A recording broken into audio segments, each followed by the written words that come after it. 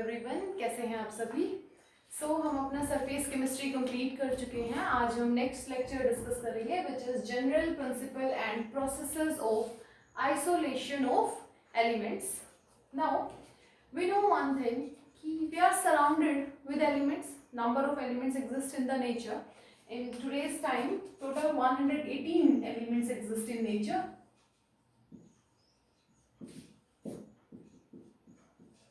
118, 119 element आज के दिन एग्जिस्टेड हैं। एलिमेंट्स कैटेगराइज्ड और classified in 3 forms: non metals, metals and semi metals.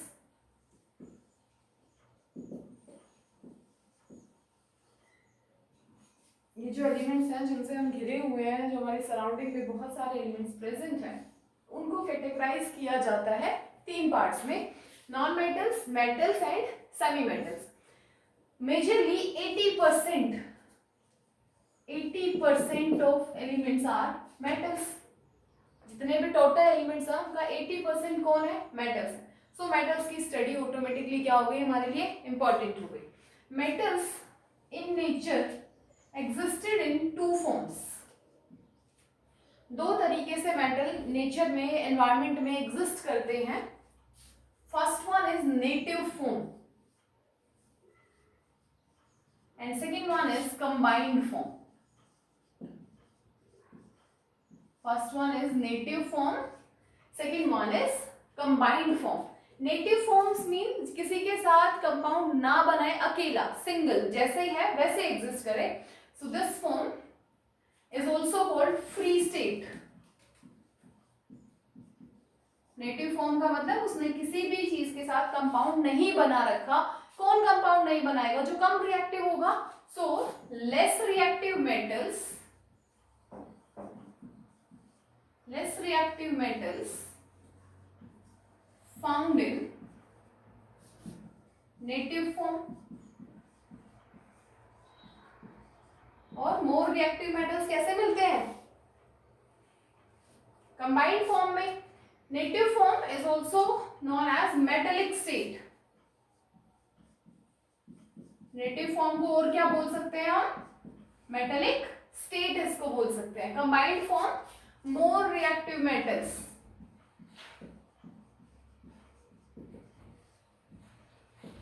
Sodium, potassium, lithium, ये सब कैसे हैं? मोर रिएक्टिव मेटल्स है। और वो कैसे एग्जिस्ट करते हैं? कंबाइंड फॉर्म में एग्जिस्ट करते हैं। नोट कीजिए।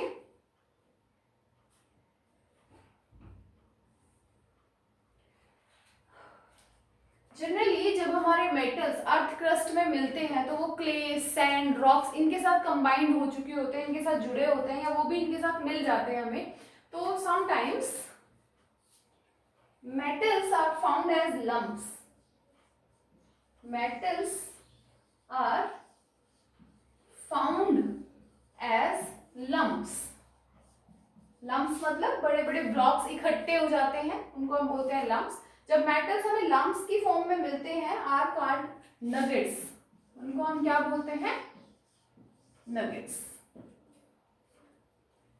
118 एलिमेंट है, 80% उसके मेटल्स हैं। मेटल 2 टाइप्स के फॉर्म में एग्जिस्ट करते हैं, नेटिव फॉर्म में और कंबाइंड फॉर्म में। नेटिव फॉर्म जो फ्री स्टेट होती है, मेटेलिक स्टेट होती है, वहां पे कोई किसी टाइप का कंपाउंड नहीं बनता। और कंबाइंड फॉर्म में मोर रिएक्टिव मेटल्स कंपाउंड की फॉर्म में एग्जिस्ट करते हैं। मेटल्स लम्प्स, गांठें बड़ी बड़ी साइज में जब फाउंड होते हैं तो उनको हम नगेट्स बोलते हैं। नेक्स्ट हम डिस्कस करेंगे ये जो कंबाइंड फॉर्म है, इनको हम किस तरीके से एक्सप्लेन कर सकते हैं। सो द कंबाइंड फॉर्म्स जिनमें हमारे मेटल्स हमें मिलते हैं अर्थ क्रस्ट के अंदर, उनको हम कहते हैं minerals. What we call them? Minerals.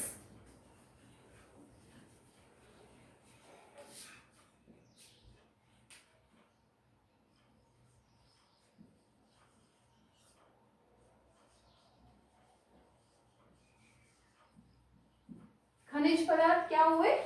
जो नेचुरली हमारे मेटल्स जिस तरीके से एग्जिस्ट करते हैं, जिस तरीके से हमें मिलते हैं, उनको हम क्या कहते हैं? मिनरल्स। देखिए definition, the natural materials, the natural materials in which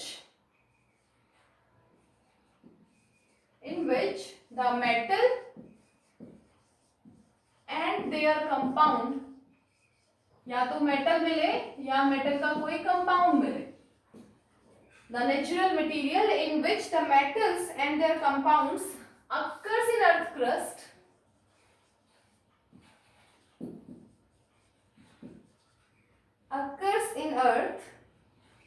are called minerals. जिस तरीके से मेटल हमें अर्थ में अवेलेबल होगा उसको हम कहेंगे मिनरल। फॉर एग्जाम्पल, हमें 4 मिनरल मिले कॉपर के। 4 मिनरल्स में हमने देखा इसके पास 10% कॉपर है, इसके पास 20% कॉपर है, इसके पास 85% कॉपर है और इसके पास 90% कॉपर है। The 4 are minerals, ये चारों कॉपर के मिनरल हैं, पर इन दोनों के पास कॉपर का परसेंटेज बहुत कम है, इनके पास कॉपर का परसेंटेज बहुत ज्यादा है। तो ऐसे मिनरल्स जहां से हम मेटल को कन्वीनियंटली और प्रॉफिटेबली बाहर निकालेंगे, एक्सट्रैक्ट करेंगे, उनको हम क्या कहते हैं? ओर्स। उनको क्या बोला जाएगा? ओर्स। लिखिए ओर्स की definition, the minerals from which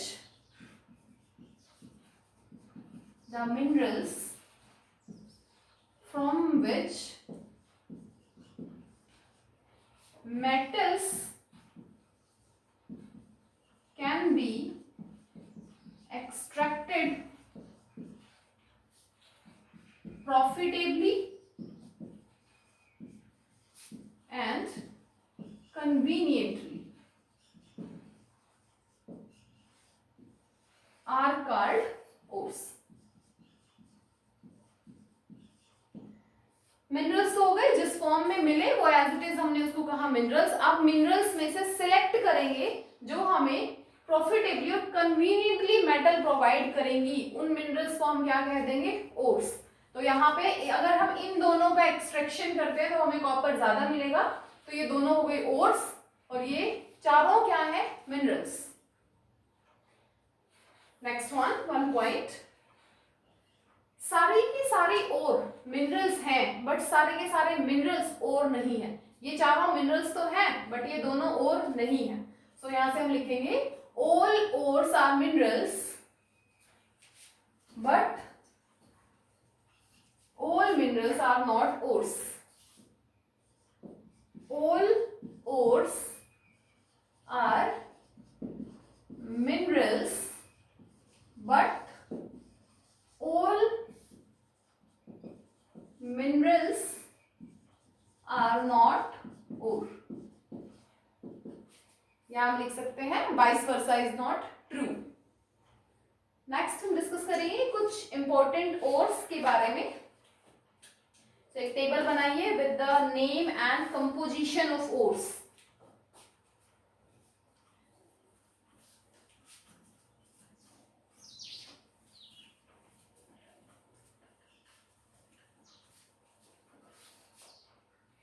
first one, type, किस टाइप की ओर है? ऑक्साइड की ओर है, कार्बोनेट की ओर है, सल्फेट की ओर है। नेम एंड कंपोजिशन और भी also called formula.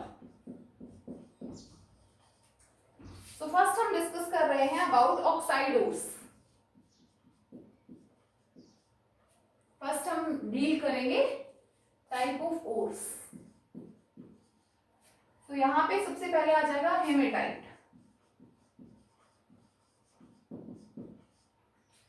Haematite formula Fe3O4, sorry, Fe2O3 is known as hematite.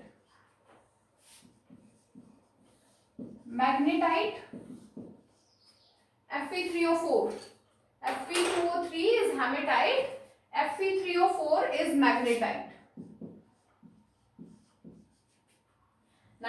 bauxite. Bauxite is Al2O3.2H2O. ये सारे ऑक्साइड्स और हैं जो कि इंपॉर्टेंट है, आपको याद भी करनी है. Next is corundum. Corundum is Al2O3. Next is diaspore. Diaspore is Al2O3.H2O. These are few oxides और नोट कीजिए इनको. उसके बाद हम नेक्स्ट कार्बोनेट और डिस्कस करेंगे. Hematite, magnetite, bauxite, corundum, diaspore. जहां पे ऊपर वाली दोनों आयरन की ओर है और नीचे वाली तीनों एल्यूमिनियम की ओर है. नेक्स्ट हम डिस्कस करेंगे about carbonate ores.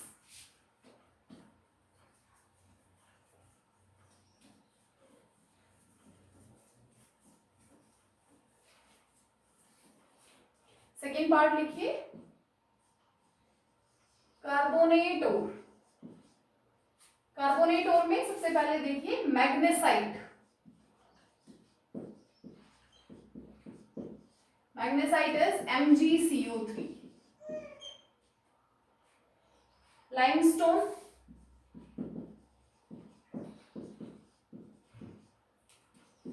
CaCO3. Magnesite, limestone, dolomite.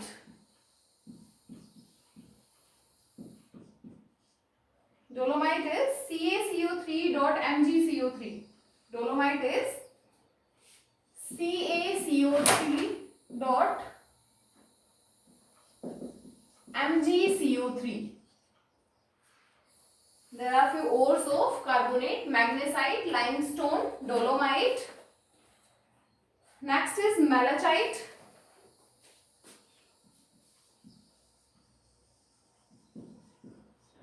Malachite is CuCO3.CuOH twice. Malachite is CuCO3.CuOH twice. Next is azurite.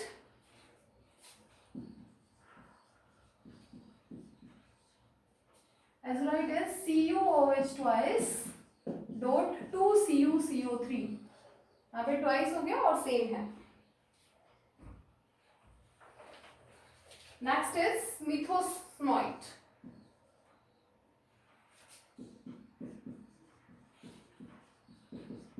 स्मिथसोनाइट ZnCO3. Next is cerussite. Cerussite होता है PbCO3. एक और है कार्बोनेट की ओर हमारे पास विथराइट.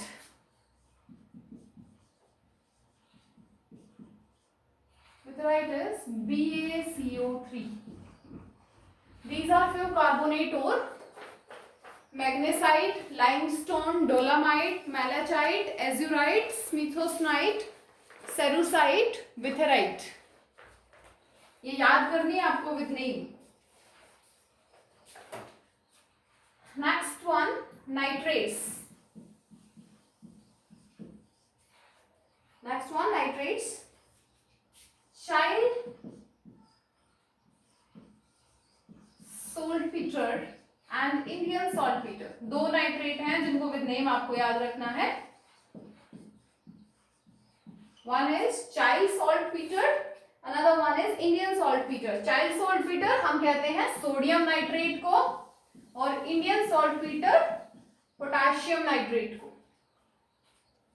नोट कीजिए. नेक्स्ट हम डिस्कस करेंगे about sulphates. Third one. First हमने देखा ऑक्साइड्स के कुछ एग्जांपल्स देखे जो इस चैप्टर में बार बार रिवाइज होंगे, इसीलिए जरूरी है कि हम इनिशियली उनको याद करें. नेक्स्ट हमने कार्बोनेट्स की बात की. And the fourth one we discuss about sulphates.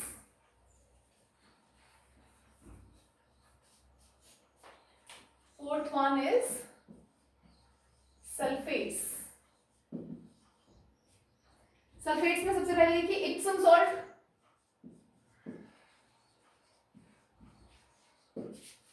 MgSO4.7 1H2O, gypsum, CaSO4.2H2O. Next one is barytes, BaSO4, barytes, BaSO4. barytes के बाद Glauber's salt,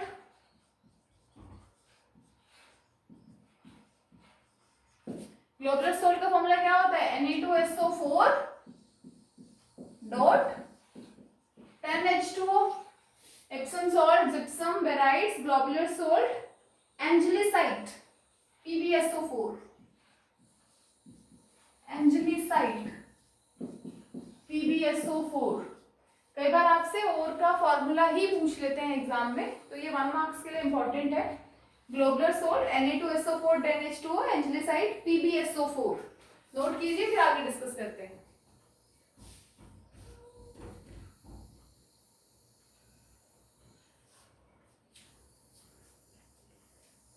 after sulphates discuss about halide ore, जहां पे हमारे हैलाइड्स अवेलेबल हो, halides present हो, वो देखो. Fifth one, halide ore. First one is common salt,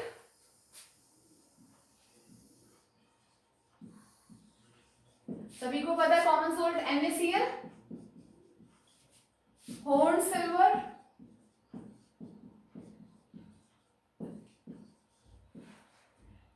AgCl, cryolite. Important है क्रायोलाइट का formula Na3AlF6. What is cryolite? Na3AlF6. Next one, fluorite. Fluorite is CaF2. Clear? Oxides, carbonates, nitrates, sulphates, halide और एक और discuss करेंगे, sulphides. Next लिखिए sulphides.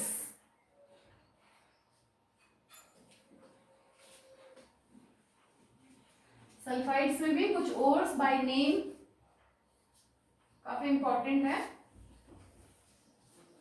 Cryolite याद रखना, ये आगे हमें इस चैप्टर में यूज करना है एक्सट्रैक्शन ऑफ एल्यूमिनियम में.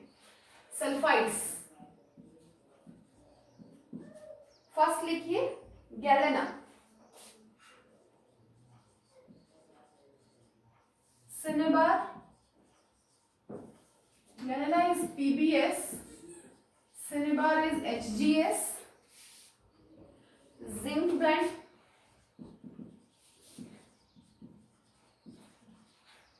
ZnS.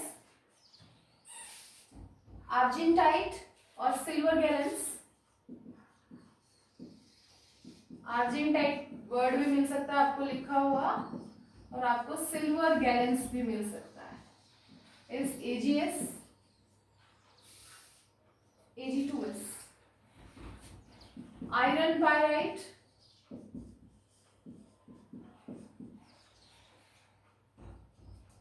FeS2.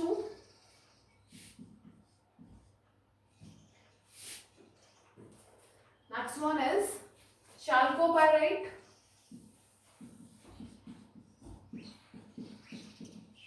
Chalcopyrite is CuFeS2. And chalcocite. And chalcocite is Cu2S. Chalcocite is known as copper gallons.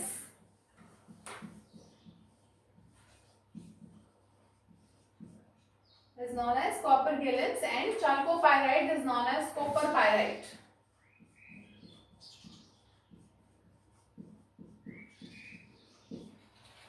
So ये कुछ कॉमन ओर्स हैं जो आपको याद करनी है विद नेम.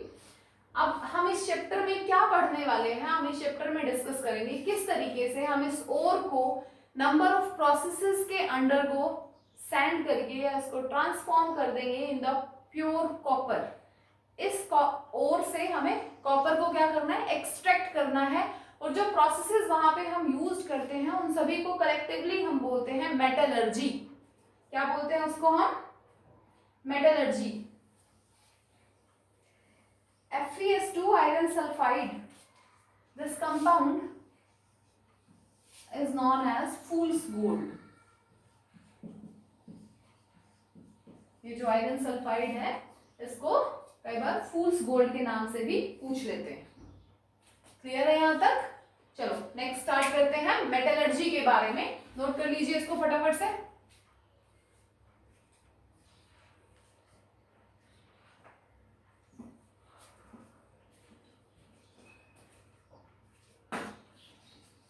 नेक्स्ट हम बात करेंगे अबाउट मेटलर्जी। आज हम सिर्फ बेसिक्स डिस्कस कर रहे हैं इस चैप्टर के। मेटलर्जी क्या होता है? The process of extraction of metal from its ore is known as metallurgy.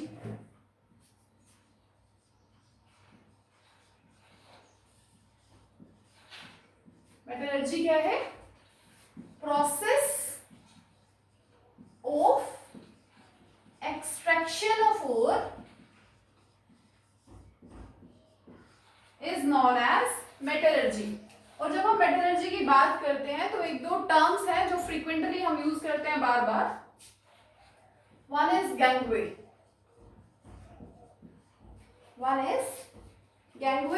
और मैट्रिक्स हम इसको बोल सकते हैं। गैंगवे और मैट्रिक्स होता है ओर के साथ जो सैंड की इंप्योरिटीज, रॉक की इंप्योरिटीज अटैच्ड होती है ना, उसको हम बोलते हैं गैंगवे या फिर matrix. Impurities of sand, clay and rocky materials. Gangway or matrix is known as the impurities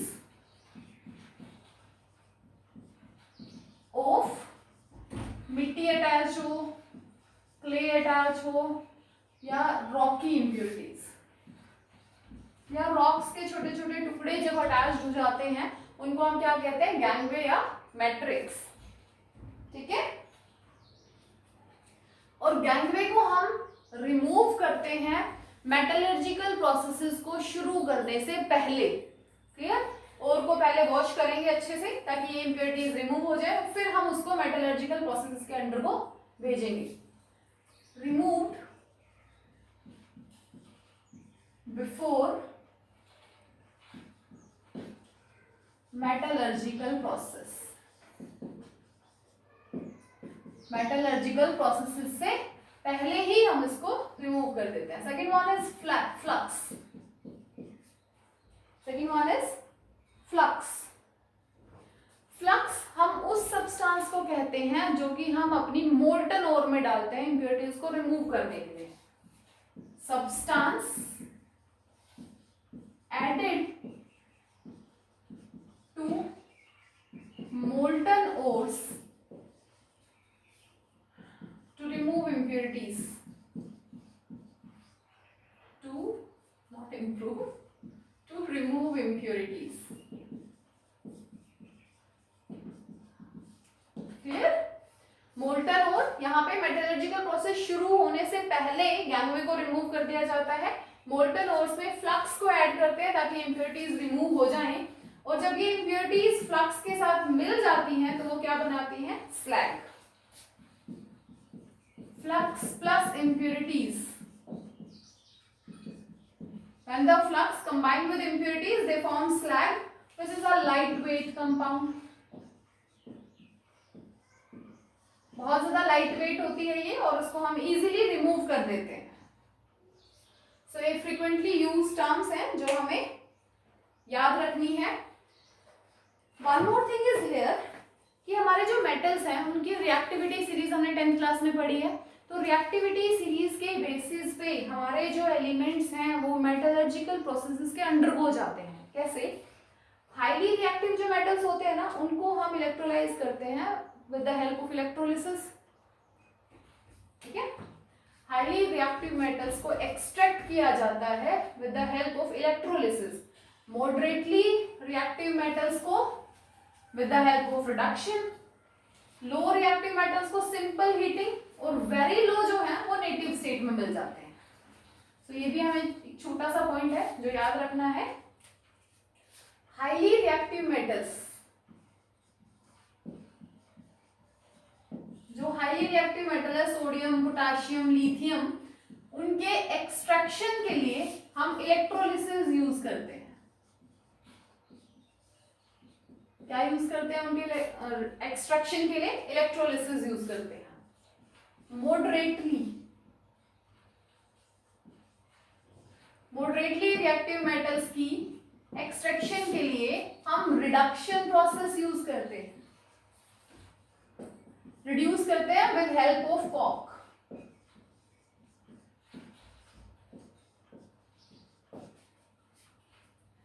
next, low reactive metals के लिए, इनके एक्सट्रैक्शन के लिए हम यूज करेंगे सिंपल हीटिंग।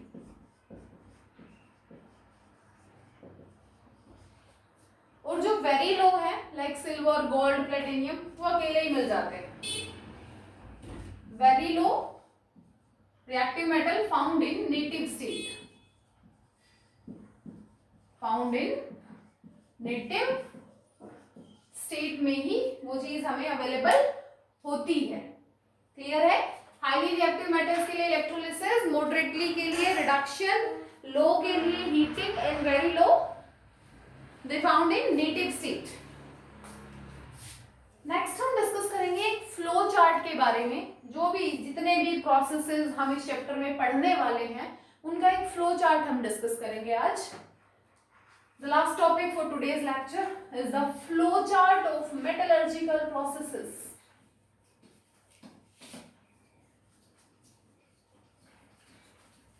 आज लास्ट में हम डिस्कस करेंगे about flow chart.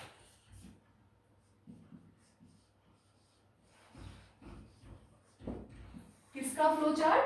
Metallurgical processes का फ्लो चार्ट हमें डिस्कस करना है। So first thing in is mining. First thing is mining. पहला काम क्या करना है? उस ओर को अर्थ क्रस्ट से बाहर निकालना है, known as mining. Second is sizing of ore. अब वो जिस साइज में अर्थ क्रस्ट से बाहर निकला एज इट इज तो उसको यूज नहीं कर सकते, तो उसको एक साइज में कन्वर्ट करना पड़ेगा, उसके साइज को बैलेंस करना पड़ेगा। कैसे कर सकते हैं? या तो हम उसको क्रश करें, क्रशिंग, ग्राइंडिंग, बड़े से ब्लॉक को छोटे छोटे ब्लॉक्स में कन्वर्ट कर दिया जाए, या फिर पल्वराइजेशन, उसको पाउडर फॉर्म में कन्वर्ट कर दो। Third point, concentration of ore.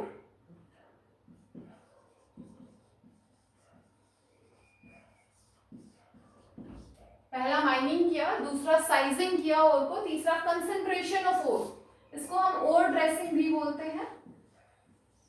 This is known as ore dressing, या हम इसको बेनिफैक्शन भी बोल देते हैं। बेनिफैक्शन।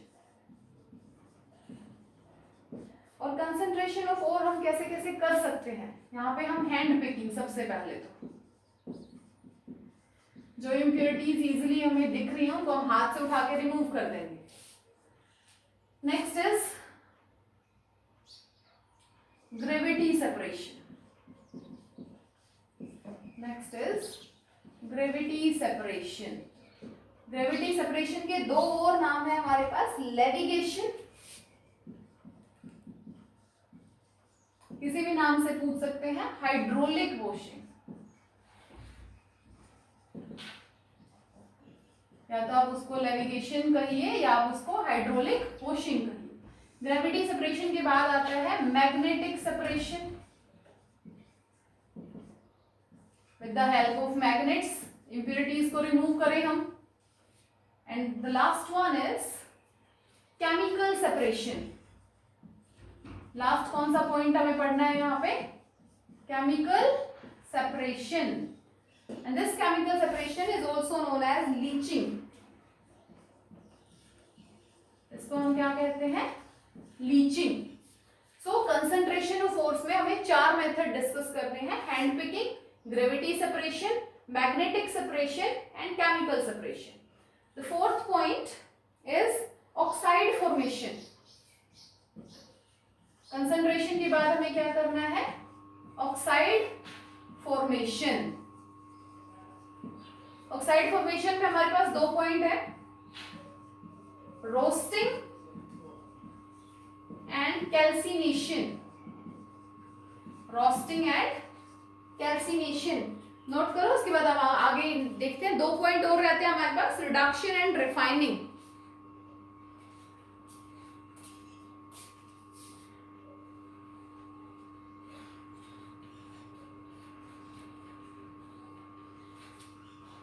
ऑक्साइड फॉर्मेशन के बाद नेक्स्ट पॉइंट आता है हमारे पास, reduction of ore.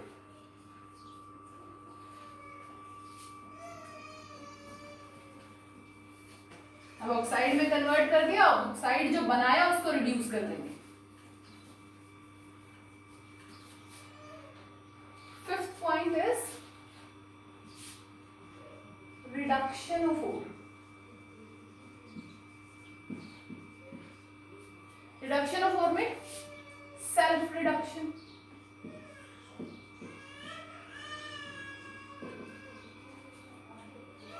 Electrolytic reduction. One is self reduction, another one is electrolytic reduction. Smelting. Reduction with the help of carbon is known as smelting. Thermite. Reduction aluminium की help से reduce करना. And amalgamation. Amalgamation. This one is the method in which we reduce the ore with the help of mercury. And the last point is refining. जब आपने सारे processes को apply कर दिया तो हम यूज करेंगे लास्ट में रिफाइनिंग या प्यूरिफिकेशन। आइदर रिफाइनिंग बोल दीजिए या प्यूरिफिकेशन आप बोल सकते हैं। यहाँ पे फर्स्ट मेथड आएगा हमारे पास distillation.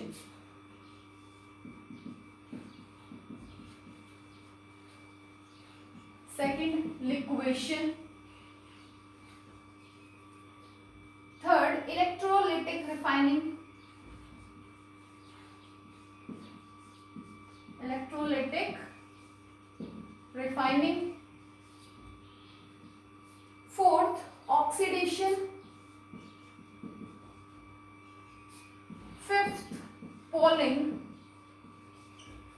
First distillation, second liquation, third electrolytic refining, fourth oxidation method, fifth poling, sixth zone refining, seventh van Arkel method,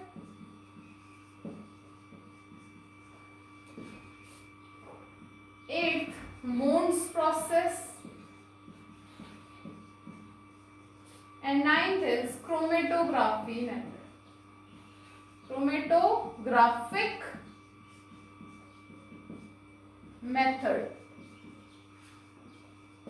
This is all about the steps of metallurgical process. और यही सारे points, यही सारे छोटे छोटे टॉपिक्स हमें इस chapter में डिस्कस करने हैं। नोट कीजिए इसको। आगे का चैप्टर हम नेक्स्ट लेक्चर में कंटिन्यू करेंगे। यहाँ तक पढ़ के आइए।